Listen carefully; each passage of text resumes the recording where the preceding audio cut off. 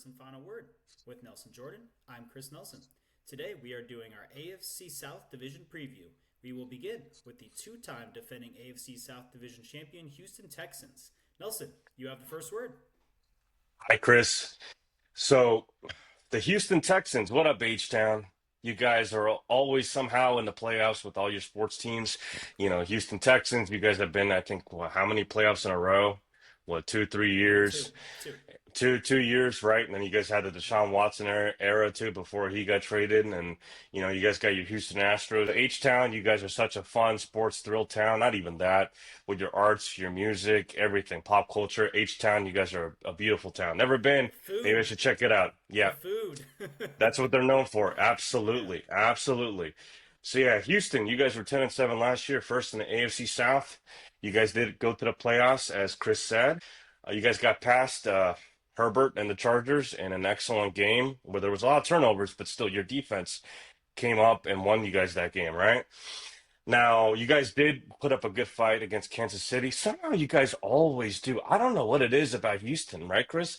They always put up a good fight against Kansas City. Even during the Deshaun Watson era, they took them down to the last couple of plays or series, excuse Well, me. that But was it the, was a the great, AFC Championship. They're up 24-0, was it? And then we all knew KC yeah, was going to come back, though. They just got off to a yeah. bad start, and then they killed them. It's like But you're exactly, right. but They, it's they, like they match up well with them. They do. they do, and it was sad last year to see. I forget the receiver who got hurt in the game, and you probably know who I'm talking about. Yeah, I'm not gonna speak And too much about it. it was on Christmas Day, and I actually do want to touch on him, so I'll do that a little bit later. But he was having an incredible game, too. That Yes, injury was devastating, man. that injury exactly was very devastating, Tank and Dell is his name. Tank Dell, there we go. Thank you. So Tank Dell was having an amazing game, and let's be honest, I think if Tank Dell was still playing in that game, I think Houston could have knocked out KC off their high horse in that game. I Because concur. honestly, CJ Stroud and that offensive line, they were having a heck of a game against Kansas City in that defense. But nonetheless, there was some major coaching changes. Bobby Sloak is no longer your offensive coordinator. He was released after 2 years. Nick Haley's not hired as your OC.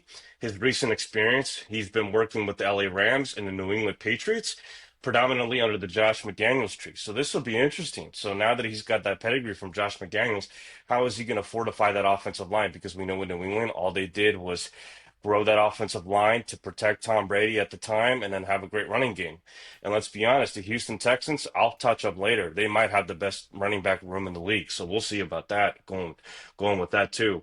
Their player changes, there were a plentiful of player changes. They brought in veteran Nick Chubb, who at one point was one of the better running backs, if not top four running backs in the NFL. Christian Kirk, they got him from Jacksonville as a free agent. They picked up Trent Brown and CJ Gardner-Johnson from Philadelphia. You guys did lose a couple of players. You guys did lose Laramie Tunsil to a trade to Washington, but you guys got a boatload of draft picks in return.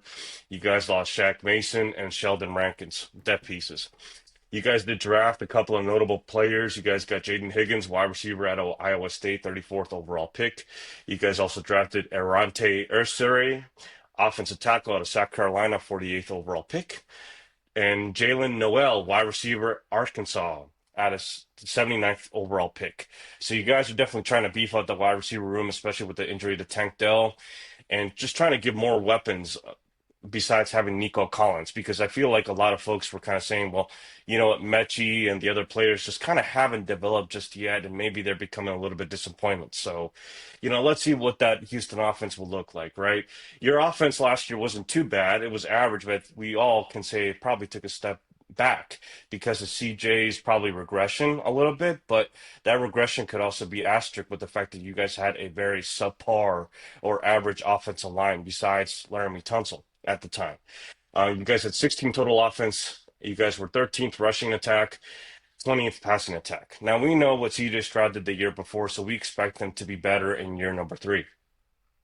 But when you have the weapons of of Joe Mixon, Nick Chubb, Nico Collins, a now Christian Kirk, and so on and so forth, I think you guys are going to be much better. It's just going to all depend on what's your offense, what can your offensive line do for CJ Stroud. Now your defense, Jesus Christ, this defense was unbelievable, Chris. I mean, you know what this defense reminds me? of literally an 80s proto style defense. Nasty, physical, aggressive. They are going to get to your quarterback and they are going to make your quarterback not want to get up. I can't think of how many times do we see Will Anderson and Daniel Hunter just come in and just smash quarterbacks together. I mean, holy smokes. Will Anderson is turning into one of the best outside linebackers in the game. Daniel Hunter is now one of the best defensive edge pass rushers. Speaks for his big contract, right? I think he's making like $35 million a year. But again, your defense was second overall, 6 pass defense, 9th rush defense. You guys have so many players across the board that are pillars in that defense, and all credit to your head coach. Because honestly, what he has done to your team to literally build that defense from literally drafting players to making them what they are today, unfreaking believable. Unfreaking believable. D'Amico Ryans. Holy smokes. And he brought that pedigree from San Francisco. And you know what? And credit to D'Amico Ryans. Everyone thought when D'Amico Ryans left San Francisco that San Francisco's defense was going to be somewhat maybe average then. That defense is still pretty damn good over there, right? Now, that was until last year, but that's for another subject for another day. But his wisdom, his intelligence, he knows how to play, he knows how to coach ball, he knows how to put a good scheme. This guy is amazing as a head coach, and I love him more so with his defensive tenacity to be able to install in players. Chris, what do you got to see on these H-Town Texans, man? Because let me tell you, if it's not for that offensive line, they could literally be a powerhouse in the AFC. What do you think? I concur. I'm on the same page. I don't know necessarily about being a powerhouse, but in terms of the offensive line, and I'll get to that, but in terms of the offensive line, look, the offensive line isn't great. And especially since they moved on from perennial Pro Bowl left tackle Laremy Tunsil, Right. trading him to Washington, as you mentioned, and why you wear all of your Washington memorabilia over there. Is it game day, Nelson? Did I miss something? Did we skip ahead a couple months? Well, No, training camp just started, so for a lot of teams. yeah. But all jokes aside, I do want to talk about D'Amico Ryans because, former star linebacker for that franchise, some of their earlier years when they weren't so good, and now he goes back as the head coach. And he has done a great job because, that franchise was in a horrible place. After they moved on from Deshaun Watson and that situation, and J.J. Watt had, moved on and so on and so forth, they were really bad. As bad a team as there was in the league for a couple of years there, and it was pretty stunning the past couple of years to see the way they've turned it around and gotten to be this good of a team. So he deserves a ton of credit for that and what he's done. And you're right, on the defensive side of the ball especially. But to go back and touch a little bit more on the offense, yeah, C.J. Stroud had a big-time sophomore slump, and you're optimistic that he will bounce back next season, so I hope you're right, because if he can stay healthy the way he did last year and play at the level he was when he was at his best as a rookie, that's a scary thought. And Nico Collins, man, you mentioned him. If he can stay healthy, he could be as good a wide receiver as there is in the league. He's incredible. He's just got to stay on the field throughout the season. That's the thing he has been able to do. I think he missed 5 games last year, and I know he missed some games the year before that. But he's a problem, and I know they lost Stephon Diggs, and that is part of where the struggles for C.J. Stroud did come into play. Is there were games he was without Stephon Diggs, games he was without Nico Collins, there was games he was without both. Joe Mixon missed a few games as well, but what a season Joe Mixon had when he did play. And Oh my God, he's been yeah. such a good running back for such a long time. Yeah. Yeah, Absolutely. And I think that's where the difference can be in that offense. If Joe Mixon, another guy that if he could stay healthy throughout the season and continue to play at that level, I know they're going to have a new offense coordinator, so a little bit of a new offense. But if these guys can fit well in there and Joe Mixon can continue to run the ball even with that offensive line, Nick Chubb is interesting because, look, Nick Chubb a few years ago was as good a running back as there was in the league. He was great. All-pro, consistently playing on a high level throughout his career up to that point, and that injury was just devastating, and missed the rest of that season, and then the beginning of last season. He came back, and he really struggled last year. He just did not look good, and then another season-ending injury, so we hope that he can somehow recover from both those injuries fully this offseason and be ready to go for training camp, which we'll have coming up here soon. And if that is the case and he can look anywhere close to the guy he was, you mentioned it, that could be one of the best 1-2 punches in the league at running back. I mean, that's a scary thought for defenses if that is to happen and Nick Chubb can be anywhere near the player he was and fully healthy. I mean, try tackling those two guys on a consistent basis. That's a scary thought. And that will Absolutely. take the pressure off of C.J. Stroud. And if he has a Big healthy time. Nico Collins, if he can find him when he's open and make accurate passes to him, it's scary to think what Nico Collins can do against one-on-one coverage on a consistent basis. Right. And you mentioned, look, Tank Dell is going to miss this season, and I know we're previewing the 2025 season, but I do want to touch on him because second straight year he had a season-ending injury. He's going to miss this season. Yeah. I hope for Tank Dell he can come back fully healthy and the same guy in 2026 and I stay agree. healthy the whole season. I would like to see what he can do because he looks like he can be a good slot receiver for them. And we know how close he and CJ Stroud are and the chemistry they have. I would love to be able to see that. So I'm wishing all the best for Tank Dell and his recovery, and I hope to see Me that. too. But Me they too. were smart and went out and got Christian Kirk from Jacksonville to replace him in the slot, who, if he stays healthy, he's a good slot receiver. So there is something there to take some of the pressure off of Nico Collins and have a complement in that passing game. So they can make that work. I'm with you on those edge rushers. I mean, look, if Will Anderson Jr. can stay healthy for a full season, which he hasn't been able to do, it seems like that seems to be a trend with the Texans, right? True. But if he can do that, and continue to progress the way he has because he's still young and very early in his career. A lot of these players for the Texans are, which is exciting for that fan base. With him and Danielle Hunter on the other side, who's been one of the best edge rushers in the league for many years now, you're right. That's terrifying to try to block those guys for opposing offenses. And then Derek Stingley Jr. at cornerback. I mean, look, the reigning defensive player of the year, Pat Surtain II, is the best cornerback in the league, and we'll talk about him next week. But outside of him, Derek Stingley Jr. is the best corner in the league, and he can at least slow down, if not strap your top receiver, and that buys more time for those edge rushers to be able to get pressure on the opposing quarterback. I mean, it's scary to deal with, and you Oh, talked yeah. about it. They're great schematically, defensively, so there's some good pieces there. But for the Texans, I think we're at a point where now you've had back-to-back 10-win seasons. You've had back-to-back Right. AFC South championships. You've dominated in the wild card round in back-to-back wins and gotten that playoff win. You were more competitive in the divisional round last year than you were the year before, which when they've played the Ravens, it has gone very poorly. They've been embarrassed the past couple of years by them. But to be Right. fair, how good are the Ravens? So Yeah. maybe it was just a better matchup for them playing Kansas City than it was Baltimore, and that's why they were Yeah. close in the divisional round. But I think what we're looking at is that division outside of them was very weak, and it doesn't look like it's going to get a whole lot better this season. Right. We'll obviously come to that in a moment here.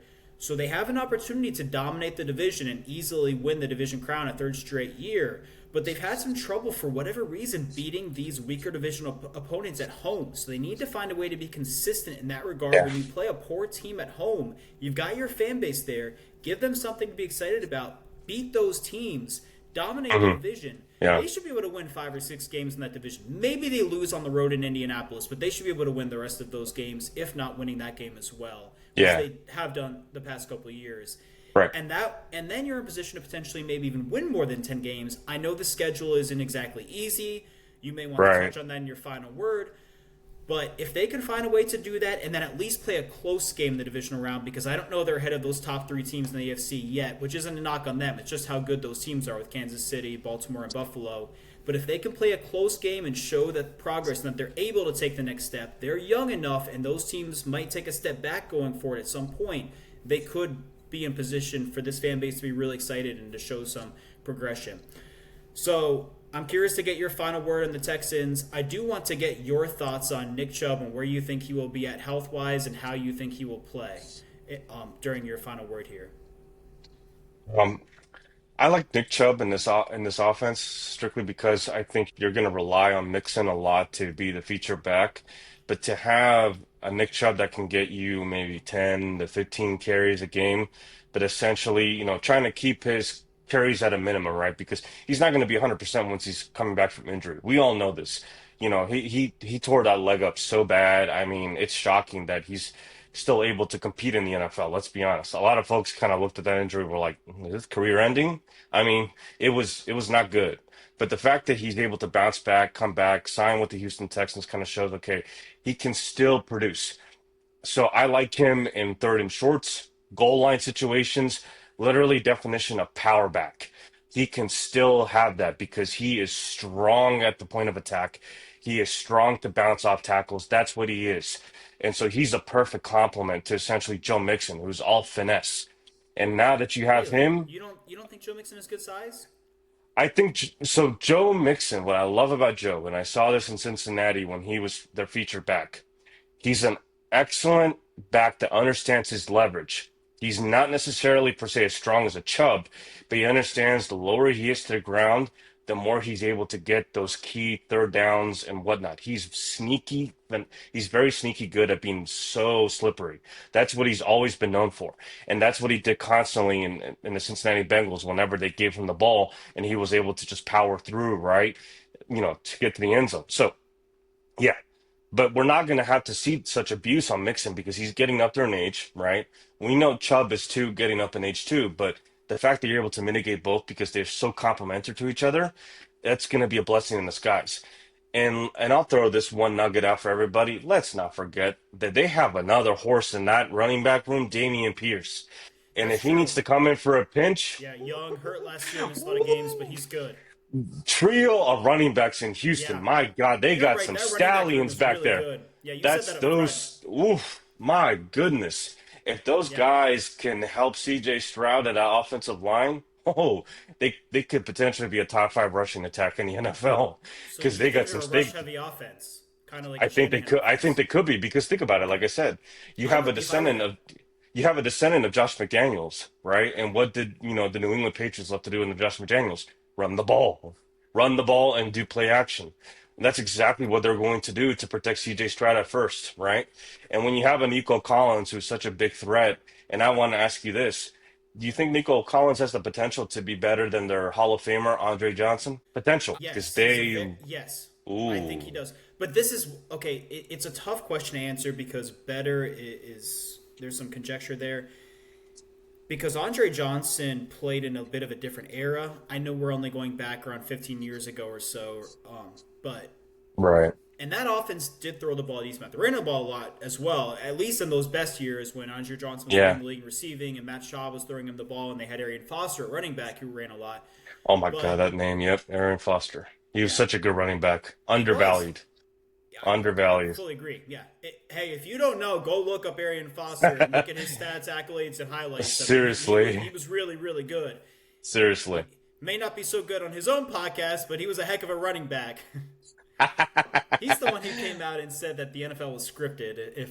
If you'd forgotten about that, that was Oh his talk. Lord, have mercy.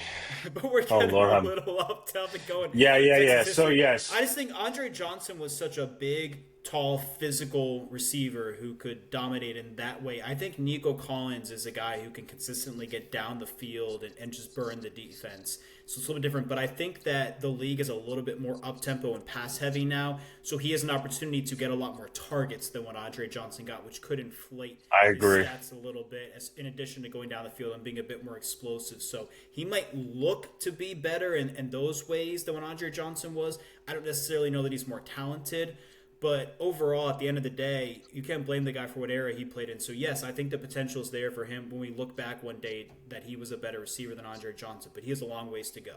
Long ways to go. Okay. Fair enough to He's got to say. stay healthy.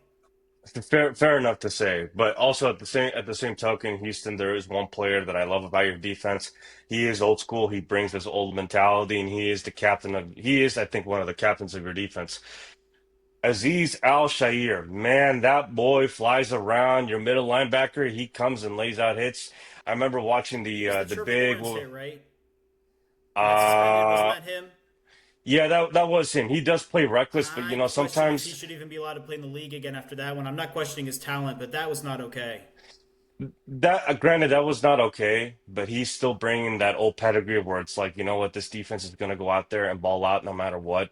So I like that Okay. from him. However, you are right about that, Chris. That was a little bit of an out of bounds hit, but still, we More than do a little. need. More than a little. He Yeah, got suspended yeah, three no, games for it, and no, of justifiably course, so. of course, And I'll never of support a course. suspension, but that was No, of egregious. course. We just need to still see that physicality on defense that, even though the defense is getting kind of, restricted to what they can or cannot do, I love what, still the good stuff that he does, what he brings to the table and brings to a good defense. So that's what I like about him, and that's what he shows for that defense. I want to But ask you yeah, something really quick, Nelson. You mentioned sure, about shoot. Josh McDaniels a couple times in your first word as well as just now in the final word, that the offensive line is always really good under him and that he likes to run the ball. Do you think both of those factors are him, or they have more to do with Bill Belichick, who was the general manager and put those pieces together for the offensive line and was a defensive guy, and they tend to like, running the ball? And not to mention, Bill Belichick's older. He's been around a long time, and he has a bit of an old school mentality. Not quite a 3 yards in a cloud of dust, but he does want to run the ball to put his defense in advantageous positions. So do you think that was more to do with him, or it really is Josh McDaniels and what we'll see from now at Josh McDaniels' disciple with that offense? To be fair, I think that was more Josh McDaniels because we saw once he was gone, and Bill was in the last couple of years without his predominant coaches and whatnot, coordinators underneath him. There was a lot of questionable draft picks that he had, Yeah. and they didn't pan out. So I want to give credit to Josh because I think he really does implement a good game plan, and on top of that, he drafts players well, and he does, I think, in my opinion, bring out the best out of those players. Because at one point, I mean, let's be honest, the Patriots had arguably the best offensive line in football, arguably, next to maybe the Giants at one point. So, yeah, Josh McDaniels, to answer your question, yeah, he definitely drafted those players well. I don't think Bill did. That's just my opinion. But yeah, that's the last word I got on the Houston Texans. Without further ado, we got to talk about the Indianapolis Colts next. And I know there's a lot of big stuff that changed this offseason involving the Colts. Maybe you'll touch on that, Chris. But yes, go ahead. You got the first word. Well, I actually want to start off with the Colts, not on the changes, but on that quarterback position with Anthony Richardson. Look, this guy's going into year 3 now. When they drafted him, personally, I thought it was a bad draft pick. I don't see Anthony Richardson as a star NFL quarterback. I think he has tremendous speed and athleticism and is a threat in the running game. And I think that a lot of people felt like Shane Steichen was going to turn him into Jalen Hurts, what he did with him in Philadelphia. Though Jalen Hurts has still been very good since then. Maybe he's never quite reached that level of a couple years ago, but he has the potential to do so even in Yep. the offenses he's been in. And it just hasn't panned out because the reality is there was all this talk with Anthony Richardson leading into the draft about, well, if he can grow and become a great passer. But he wasn't a good passer. So why are we assuming he can become one? He can maybe become a better passer, but we're talking about a high draft pick who's expected to be a star starting quarterback in the NFL for a long time. You're not making it just because you can run the ball well. I mean, as Yeah. Bears fans from back in the day, they've had some of those guys, and I'm going Yep. way back, Way back. yeah, for the past, 50, 60 years. But so we've seen that it hasn't worked. And look, Jonathan Taylor, if he could stay healthy, is as good a running back as there is in the league. And 100%. and Quentin Nelson at left guard, year after year, his entire career so far has just been outstanding. I mean, he's a great guard. And when they run the Right. ball with Jonathan Taylor behind Quentin Nelson, that's when that offense is at its best. That's so hard to stop. And if you can mix Anthony Richardson into that rush game with his speed and power, I mean, it is a problem for defenses to stop. But the reality is they're eventually going to stop, and you're going to have to throw the ball. And they have a good trio of wide receivers. And I'd like to see just how good they can be. I mean, you've got those big receivers on the outside who can get down the field and be big play threats.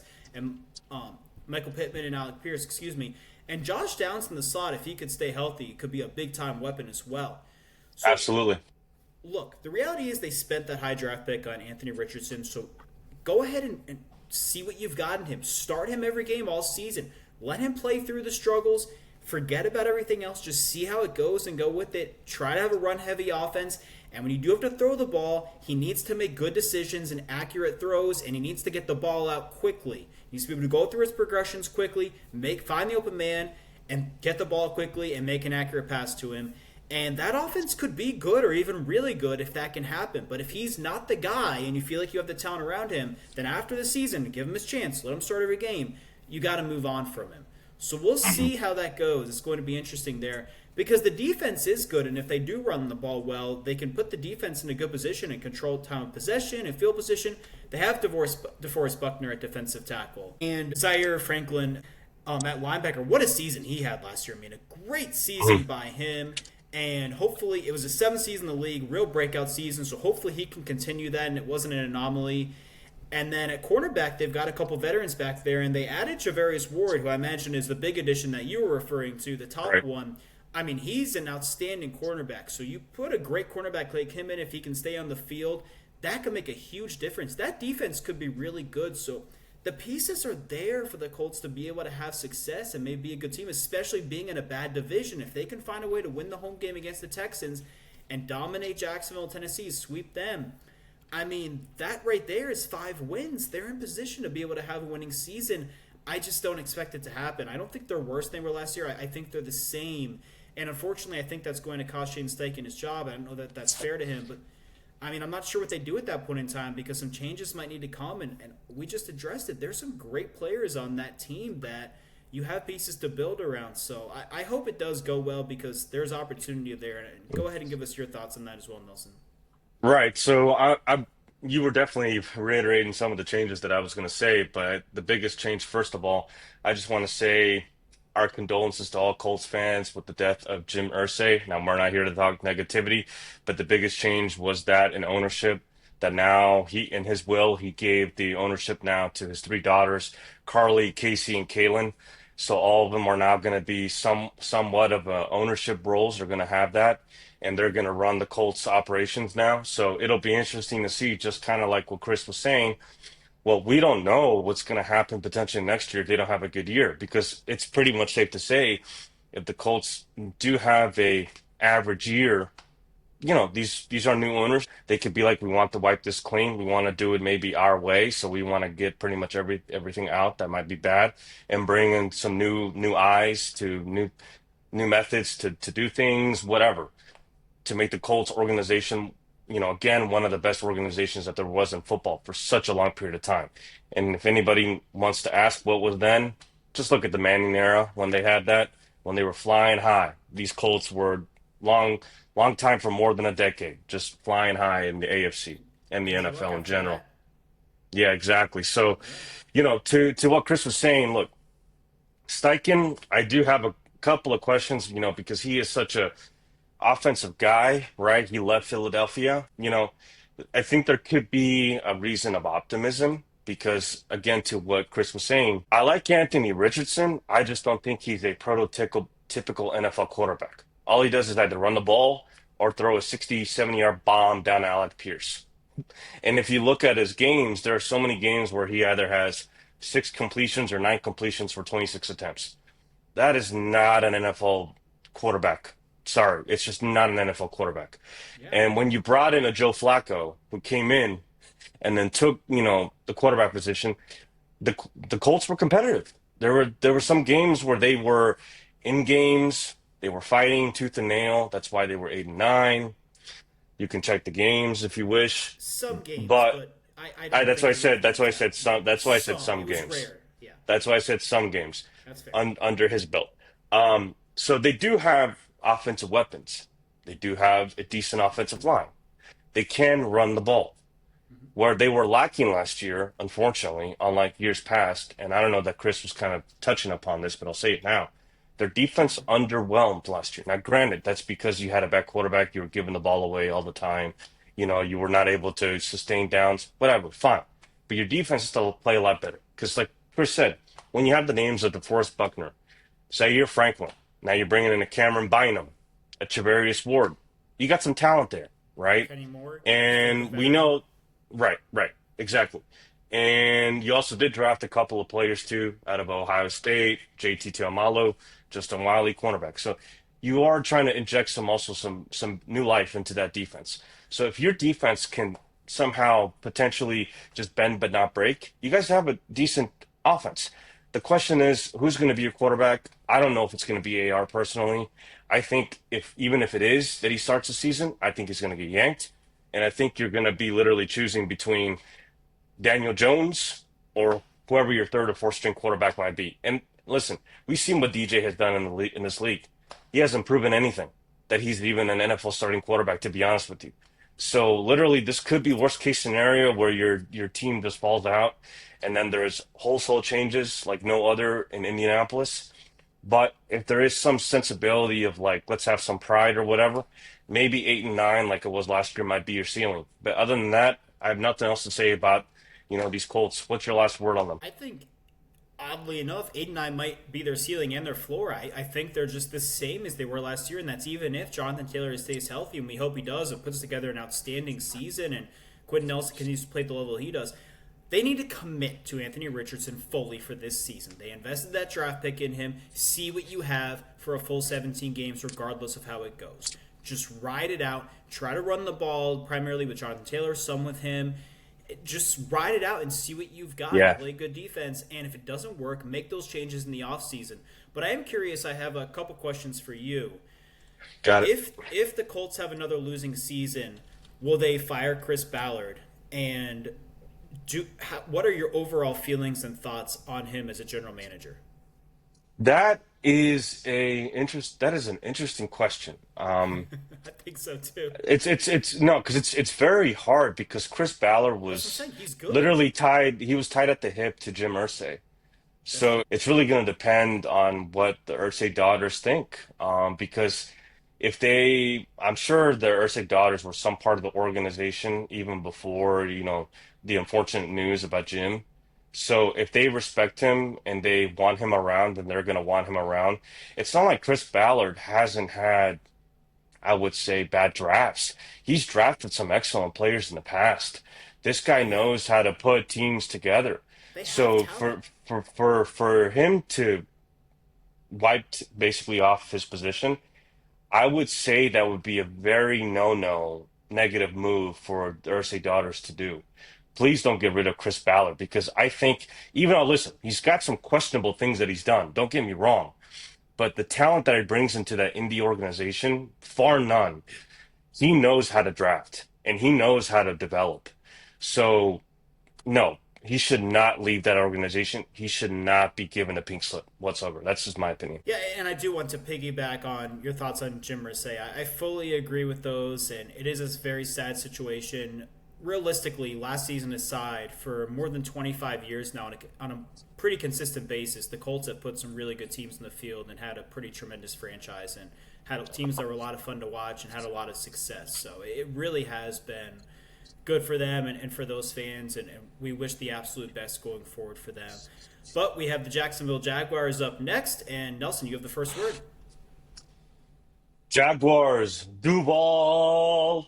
Is that what y'all say? Duval. Yeah, Duval County. So, That's a big thing. shout out to Duval County. Shout out to one of my coworkers too. He's down in the Hampton Roads area. He's a big Jaguars fan. So he definitely wants to see these Jaguars also get back up to prime where they used to be too. Not too long ago too. Heck, you guys even went back in what was it, 2015? Correct me if I'm wrong, Chris, where the Jaguars went to New England and they literally put 2017. New England on the brink of not They making it had to the them. Super They had Bowl, them, and then the right? Patriots came back and beat them, and it was a Yeah, close game. It for was some 2017 questionable AFC Championship. questionable calls. That's all I gotta say, NFL. Very questionable.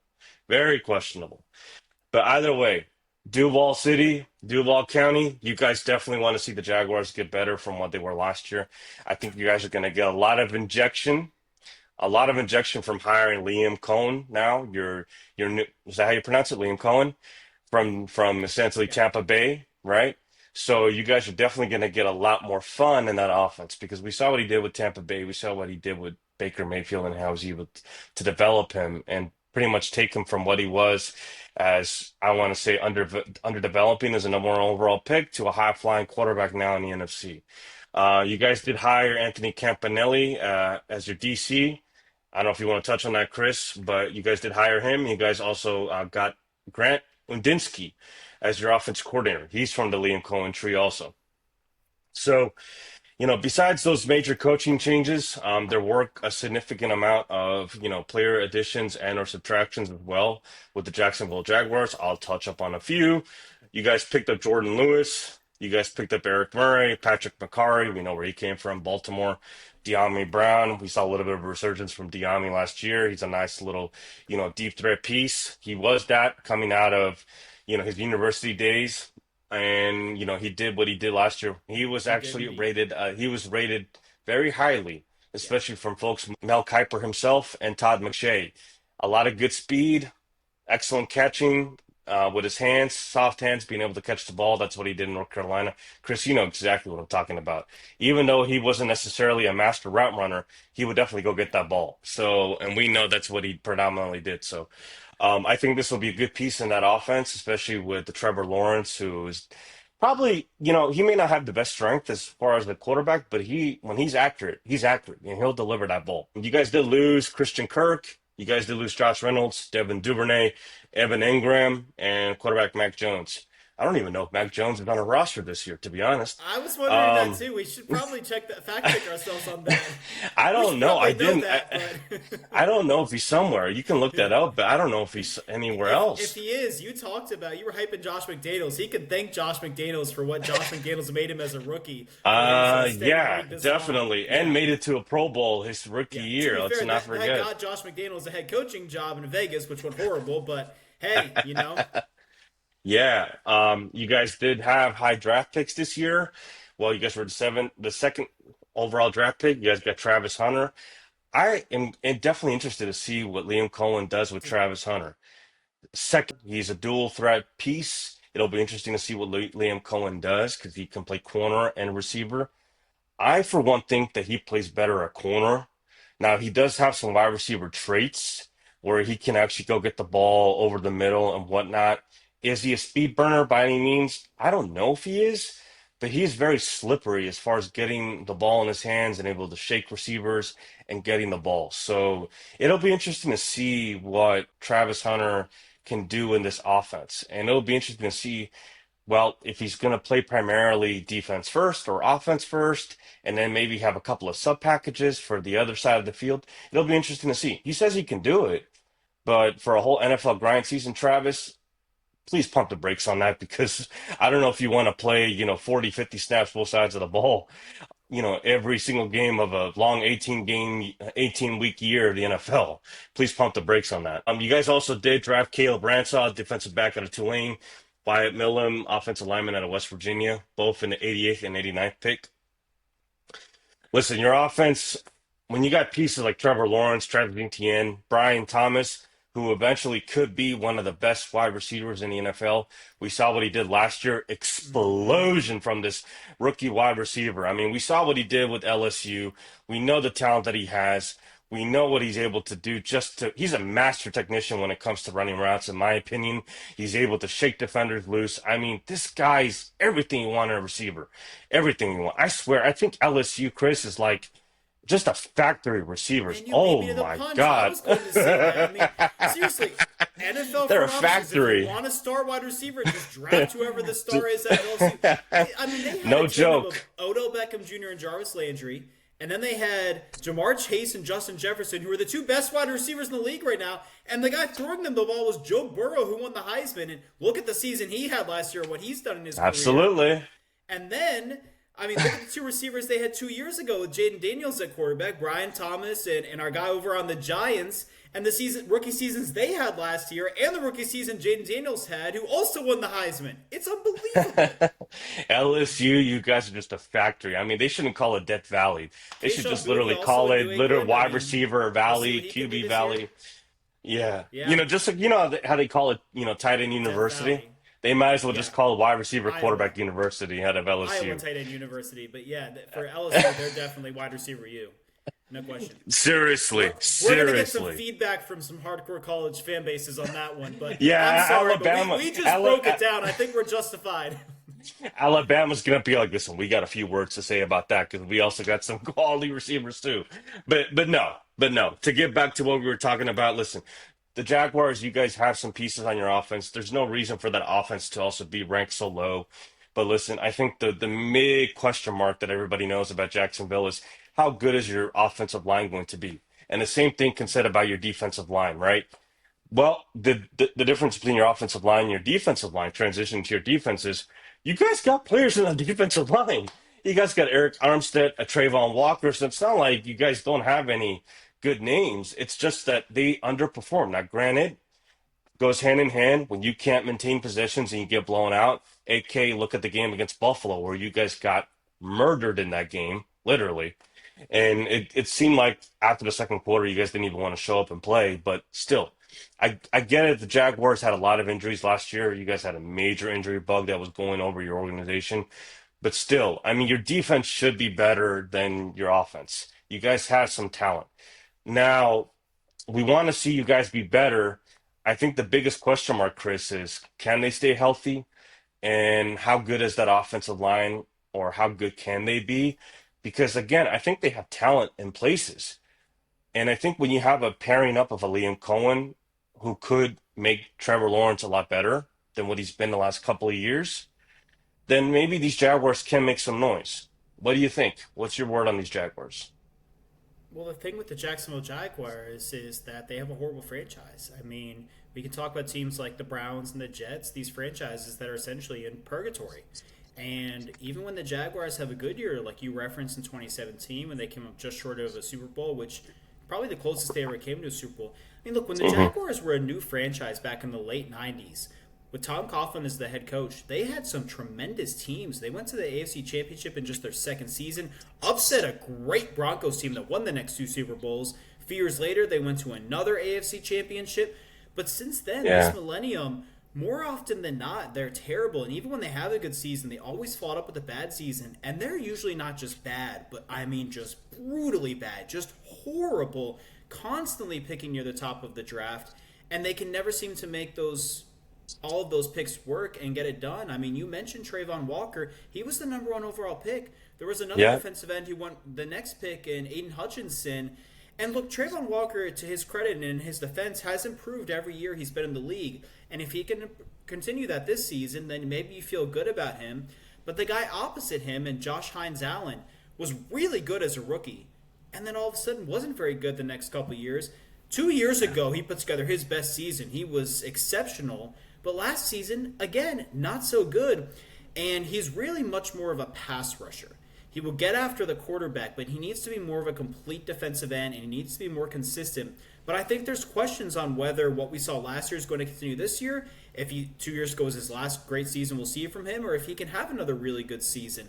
And this team is going to need him to be really good, and Trayvon Walker to take that next step and become a guy who was the number one overall draft pick, because they don't have much else on that defense. Trevor Lawrence needs to stay healthy, flipping over the offensive side of the ball. We'll see what Liam Cohen can do, but he needs to stay healthy, and he needs to be consistent. He needs to stop turning the ball over so much. He needs to make better decisions, make consistent, accurate throws. You talked about his capability of being incredibly accurate, a lot like with maybe a Tua Tagovailoa.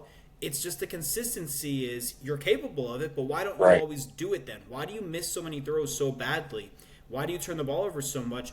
The ability's there. They're paying him a lot of money. He's got to stay healthy, and he's got to be consistent and see what he can be. Otherwise, I just don't know why they're paying him and if he should be there.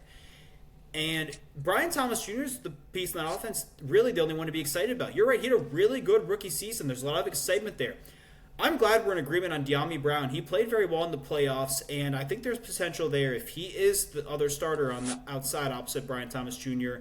to see what he can do in that offense. I'm not expecting him to be a star, but I think he could be a good complementary piece and have a good season if they do give him targets and opportunities, give him snaps.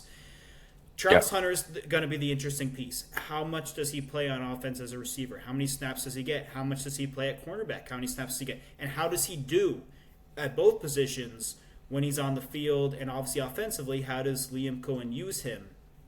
So it is going to be interesting. I think the Jaguars will be better. It's hard for them to be much worse. Granted, these are the Jacksonville Jaguars, so anything is possible. But I don't think they're going to be even remotely close to a good team. I know you talk about knowing people who are hopeful for that, but, I mean, the Jacksonville Jaguars are a lot like the city of Jacksonville. If you look at it in pictures or on film or drive through it, it's absolutely beautiful going over those bridges and over the river. It's gorgeous. but you don't want to spend any time there. So I think that's kind of where this franchise is at and always has been. They are the one professional sports franchise in that city, so they have that fan base and beautiful stadium. We would like to see it be more consistent and better than what it's been over the past 25 years. I What's your want to final add a word on the fair point. Jaguars? I want to add a fair point before we transition. I think the one good thing that we can say about maybe Jacksonville in general with their Jaguars, they've always seemed to find a way to hit. I don't want to say hit the next quarterback always, but every single decade they've had quarterbacks Brunell, Garrard, Bortles, and now Lawrence. Are So we putting Bortles in that category? I mean, to be fair, when you take your team to the AFC title game, I mean, you got to give them some credit, regardless. You got to give I them some think if, credit. but if someone else is the quarterback, that team maybe was good enough to get to and even win a Super Bowl. And he got Fair paid enough. after Fair that, enough. and I Fair, don't fair blame enough. them Fair for paying enough. him because of the season they had, but it didn't work out. Byron Leftwich, I think we should mention. I know David Garrard took his job, and I I was going to agree. mention him too. Yeah, David Leftwich. Garrard Yeah, took his job and ran away with it and was very good. And they yeah. had a couple playoff seasons in that mid to late 2000s era. But I like that you referenced Mark Brunell and man, the receivers they had with him and Smith and Oh my God. McCarthy and Yeah. Oh, oof. Tony Baselli You're- left tackle. That was a fun offense back in the late 90s. We're a little too young to have really appreciated it when it was happening, but I like that we were able to reference it and talk about that team. yeah. That I was mean, the high mark for the franchise.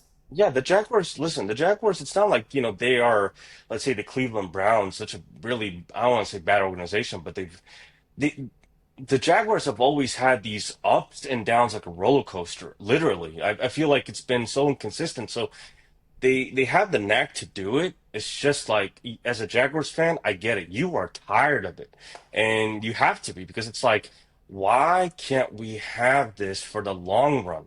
Like, why do we have to suffer? It's not like it's a due cycle where it's like you go through okay such a high mark, and then you kind of dip a little bit, but then it's like okay you flatten out, then you come back up again. Where some teams just have to retool on the fly. No, you guys somehow just pot them out and then you have to suffer a couple of years and then go up and then come back down. It's like it doesn't make any sense with this organization. So granted, that all leads point back to their owner. So at the end of the day, who knows? But Jacksonville. At the end of the day, we want you to be as good as a franchise as you once used to be in some of your higher years. But yeah, we'll definitely transfer back over. I just wanted to touch up on that point that just to kind of say, look, it's not like Jacksonville. You guys have been, the dumpster fire, if you will, of the NFL for so long. You guys have had your moments. And trust me, we know that as even fans of the NFL. You guys have had those years where it's like, damn, these Jaguars were good for a reason. I just want to throw something in there because of what you just said. So you're correct; they're not the Browns level. I mean, the Browns 2-year run when they went 1-15 and then 0-16, and the only win they had was Oh, on yeah. a walk-off field goal on Christmas Eve. That is the worst 2-year stretch by a team in NFL history. They've only made the playoffs 3 times since they became that franchise again in 1999. So it's been brutal. But since 2000, because that 99 season the Jaguars were 14-2 and went to the AFC Championship, but since 2000, this millennium, the Browns are the only team in the league to have a worse overall record over the past 25 seasons than the Whoa. Jacksonville Jaguars. And I figured that Whoa. was the case. I figured that was the case. So that's why I wanted to go look it up and see. Surprisingly, I mentioned about the Jets because they've been so horrible since 2011, but they're actually only 7th on this list, so they had some okay years there in the 2000s. But hey, if you want a silver lining, Jaguars, the number 3 team on that list are the Detroit Lions, and things have gone pretty well for them the past couple of years. Good point. Good point. You never know. Their lack of success goes back way further than the 2000s. But we digress. We're having fun on this episode, guys. Let's keep it going, Nelson. Finish your final word. So that's all I really have to say on the Jacksonville Jaguars. I really think that you guys ultimately may be somewhat more competitive, but I think this is going to be a process in the right direction. I think that's what you're going to get out of Liam Cohen. It's really going to depend too how your defense probably gets better over time, and it won't be this season. It'll be year 2, year 3, year 4 before you guys make some steps. But as long as you guys make that commitment between Cohen and Lawrence and protecting him, there's good potential for the future, but it just won't be in the short term. So with that being said, we got to discuss one more team, and I don't want to throw it out there, but just like we all used to talk about, Cam Well, the number one draft pick, we know where he went, and we're going to discuss the Tennessee Titans next. And Chris, you got the first word. Well, let's go ahead and start with Cam Ward then. So, Cam Ward is an interesting case because the Tennessee Titans quarterback play was so poor last season. They just desperately needed a quarterback. I mean, watching them play, whether it was just the Sunday afternoon games on Red Zone or the rare instances in which they had nationally televised game, it was brutal to watch. I mean, it was hard, and I was just sitting there yelling at the TV, "You need a quarterback." I mean, and it's not like the Yeah. rest of the team is very good, and we'll get to that in a moment here. And look, he was a first team All American. He had a great season, great college career. I mean, he was in offenses at Washington State and then Miami and that Mario Cristobal offense where he got to throw the ball a lot and explosive offenses. He threw a lot of touchdown passes, all time leader in that category. I don't think he has an average touchdown passes per game, but other people can debate that topic. And so he deserved to be the first quarterback taken. Number one overall pick because they had to have it, but he was really the only quarterback. That was a very weak, at least what it looks to be. We'll find out. Weak quarterback class. So we don't know how good he's going to be. He's very frustrating to watch. Like a lot of quarterbacks now, he wants to scramble around and improvise and try to make the big play, and he doesn't just take what's there, whether it's the check down or an easy rushing lane or the open man that's not deep down the field. He wants to make the big play all the time and create it. Look, sometimes in college he got away with it and it was exciting and he made some tremendous plays, but it also got him in a Yeah. lot of trouble. And say what you will about the Miami defense in a lot of games, that's another topic. But he did make mistakes and have turnovers that cost them games when the game was on the line because he was trying to improvise too much and he was running around too much. The fumble against Georgia Tech immediately comes to mind, but there are some other examples. And look, I get he had to throw the ball a lot because they were playing from behind a lot. They were in these shootouts, the comeback against Cal. The list goes on, the Virginia Tech game. So I get it, and there's more, I know. I get it, but at the same time, and look, my biggest knock on Cam Ward is that you're playing in the Pop Tart Bowl and you come in to set the career record for touchdowns and leave the game. I actually don't have a problem with that. That is what it is. I get it. It's just a bowl game, but I don't want to hear it called a meaningless bowl game. If what you have on the line in the bowl game is that they're going to bring out a giant toaster and toast a giant Pop Tart mascot, right there in the field for you in the post-game celebration for you and your teammates to get to enjoy. I get it. It's a lot of sugar, a lot of carbs. But if you can't, after a big-time win, have a post-game celebratory giant Pop-Tart, toasted Pop-Tart mascot, then I can't root for you. So that's where my problem is with Cam Ward. It's right there. Can't wait for bowl And season, guys. We'll talk about it when we get there. I know it's summer, but December will be here. oh my God. I mean, yeah, that was unnecessary, and I'll throw this jab too because, like, look, athletes, especially after big games, listen, athletes are the biggest pig eaters after when they're done with the game. They load up on so Justifiably many so. carbs, unhealthy snacks, and everything because their body's Hey man, craving it. So, I don't care what your diet is. If you win the Pop Tart Bowl, you earned that. Okay, you celebrate on the field with your teammates. You eat that Pop Tart, and he let them down. He did not want that giant mascot Pop Tart toasted right there on the field for him, music playing. He didn't want it, and that well, disappoints me. what's your favorite OG Pop Tart flavor? Is I it was going to ask strawberry? you that Is, at the end of is it my is turn it here. chocolate? Is it s'mores? Is it cinnamon? What's your favorite OG Pop Tart flavor? So if we're just gonna say forget it, all health concerns out the window. I'm sure there's some newer Pop Tart flavors I haven't tried, but the cookies and cream might be my go-to. The, Oh, the s'mores are really good. I remember in high school I was a big fan of those. And look, I love the strawberry. Don't get me wrong. I'll even eat a brown sugar cinnamon Pop Tart and enjoy it. But what's yours, Nelson? I was gonna ask you that anyway. the s'mores. The s'mores was S'mores, definitely okay, my okay. definitely if I bought the damn package, I was only eating one. I'm like giving it to someone. Take this away from me. Take this away from me. but but Absolutely. but without getting too far ahead, no, it's definitely it was a fun bowl game to watch him play, definitely for sure. It And was it you was an know he entertaining bowl game. Yeah, high he scoring. should have taken a big bite out of that pop tart.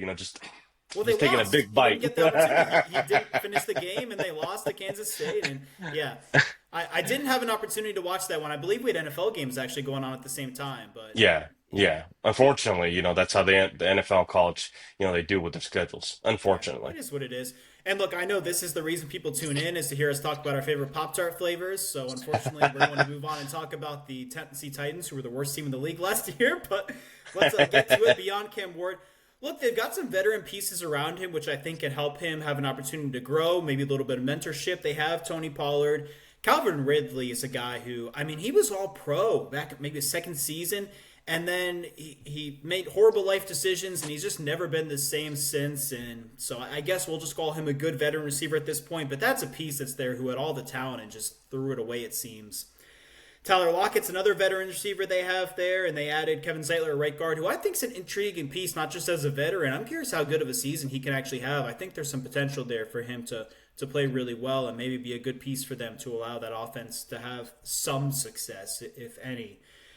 On the defensive side of the ball, I'm only going to talk about one guy, two guys actually, but one guy that I feel so bad for, Jeffrey Simmons. I mean, what a great defensive lineman he is.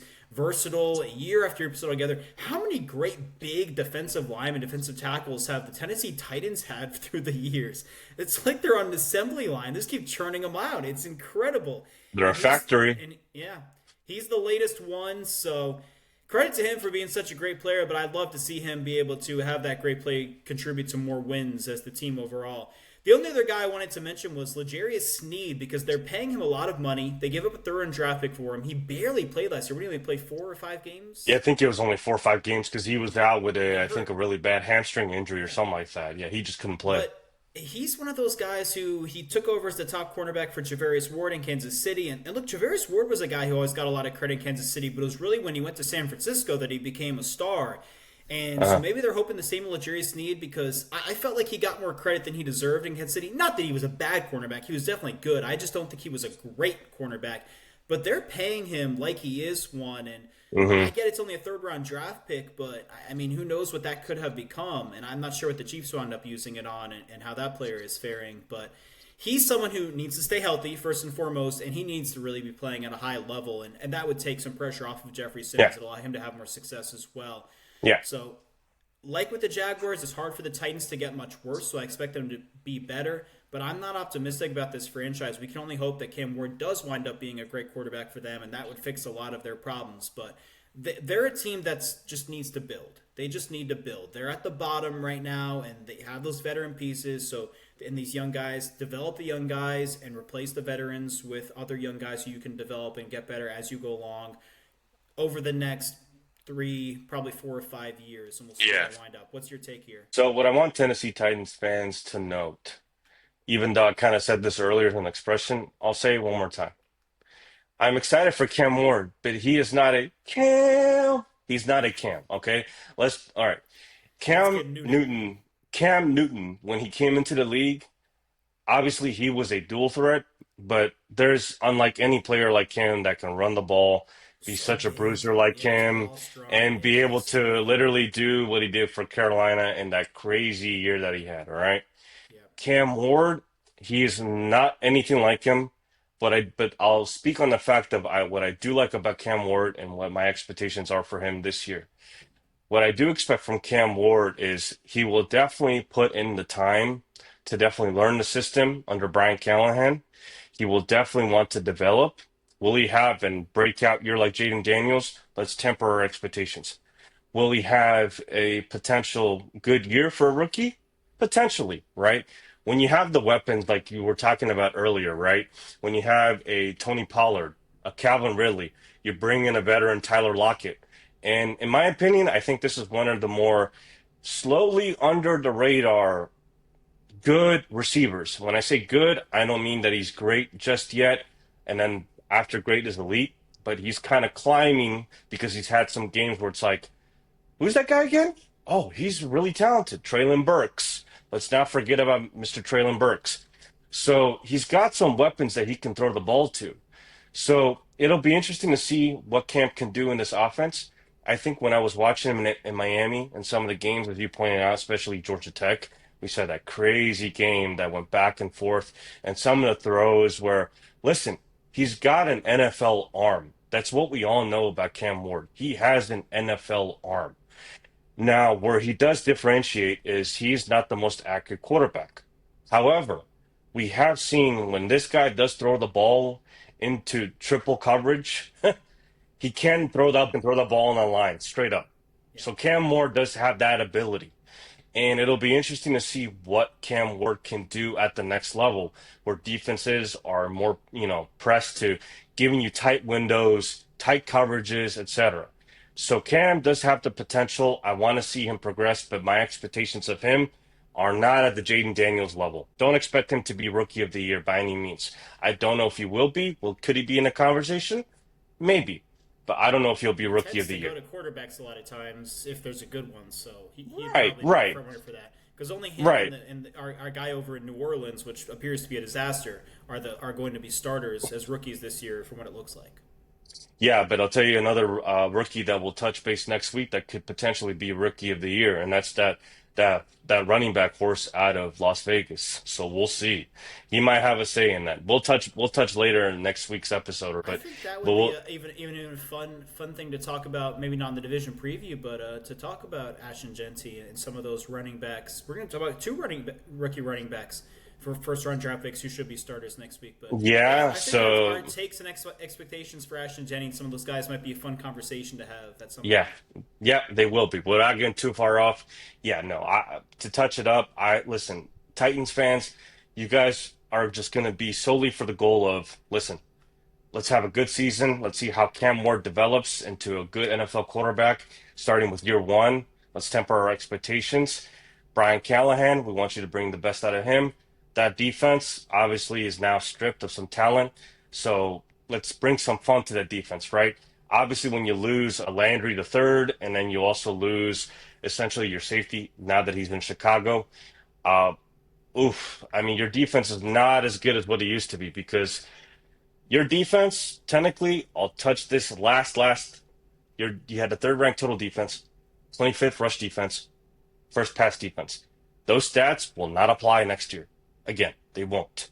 So this will be an honest rebuild, and as Chris said, you're looking for the future. And if anything else, Cam Ward is the goal of your future. So with that being said, Chris, you got the last word. What's your take for the last word of the Titans? Well, I think something we need to talk about that we really haven't touched on is the Titans obviously have a new head coach in Brian Callahan, who you did mention, but I'm curious to get your thoughts on what he brings to the table and what he'll be able to do. And look, that was a pass-heavy offense in Cincinnati last year. We know what Joe Burrow did, and especially Jamar Chase. So what are your expectations for what Brian Callahan can do with Cam Ward as a rookie and what that offense may look like? What type of season can Calvin Ridley have? What does Tyler Lockett have left in the tank? And even a guy like a Tony Pollard, if we want to talk a running back, he was a really good running back at one point in time in Dallas not so long ago. So I'm curious to get your thoughts on Brian Callahan and the expectations there for him, the offense, and the overall team. So this is going to be very interesting. I think I like Brian Callahan as far as potentially from an offensive mind. I'm not so sold yet if he's a head coach. Let's also remember he's Bill Callahan's son, and Bill Callahan arguably was one of the best, I don't want to say offensive coordinators, but offensive line coaches in the NFL. So he knows talent. He knows game. He knows how to produce a run game and possible pass game as well. So it'll be interesting to see what Brian can do with Cam. I think learning from what you were speaking of, him being in Cincinnati, learning from that kind of pro-style offense and that pass-heavy offense, it'll be interesting to how he can mix both, because I think the goal for Brian last year, he obviously knew that he didn't have a good quarterback, let's be honest. I don't even remember his name, but that's fair to say that he wasn't legitimately a good quarterback. In Tennessee? Yeah, in Tennessee. Well, they started multiple quarterbacks. I know the guy they expected to, and I believe started the most games was Will Levis. They drafted him out of, Missouri or Memphis? Kentucky. Sorry. And a lot of... He was too busy doing mayonnaise commercials, mayonnaise-flavored fragrances. Listen, and the biggest thing with Levis was, especially with the mouths of coming from Mel Kiper and McShay, was he's a project quarterback. This guy may have some arm talent, but he was vilely inconsistent playing college ball. So it's like Kentucky. Come on, it's Kentucky. I know they have a good coach, but yes, still. But even then, he turned the ball over too much there.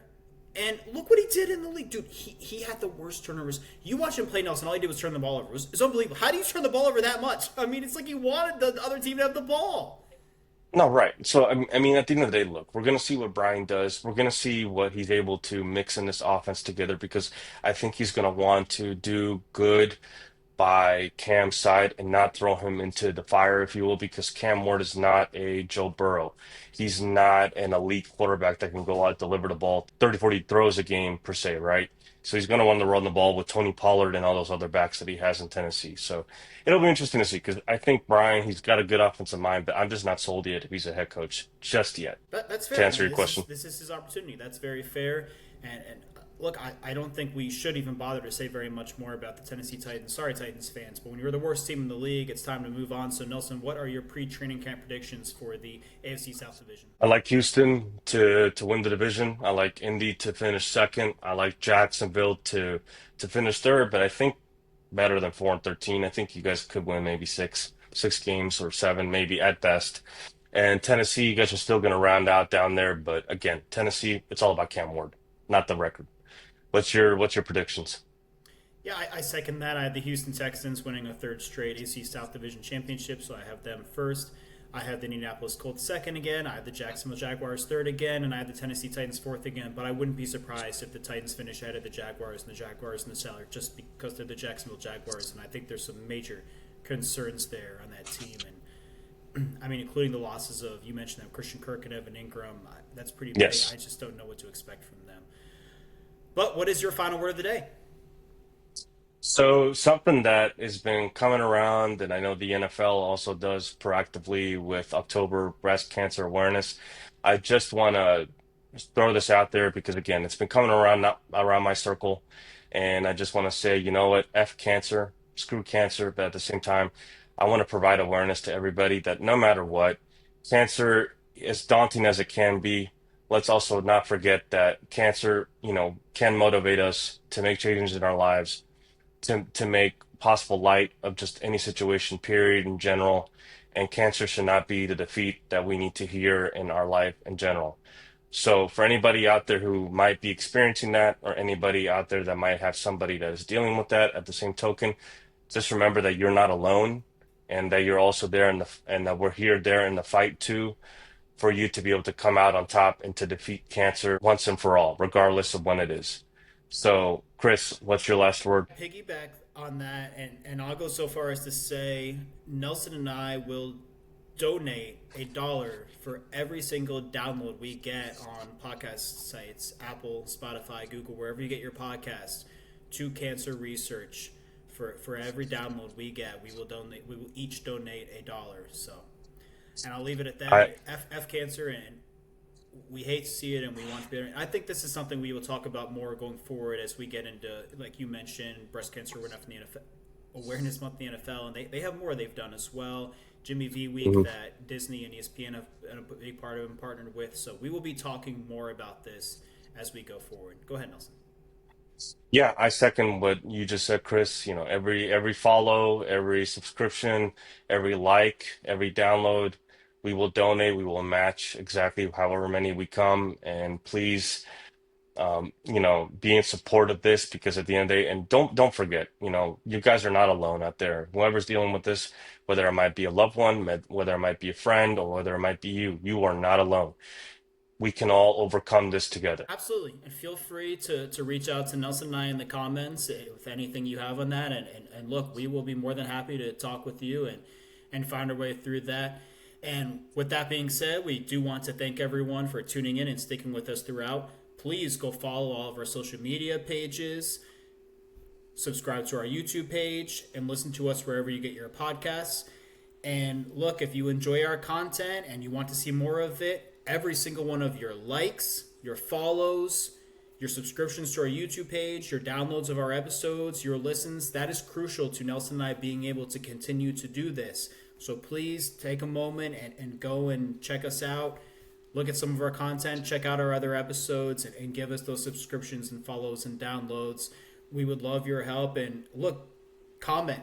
Give us comments, give us feedbacks, tweet at us, whatever you need to do. We want feedback from all of you. Start the conversation. Nelson and I would be happy to get in the conversation with you, and we're looking for anything we can take from you, any critiques you may have, or anything along those lines to help us get better. We want to provide you the best content we possibly can. So we do want to thank everyone. For Nelson Jordan, I'm Chris Nelson. This has been the First and Final Word.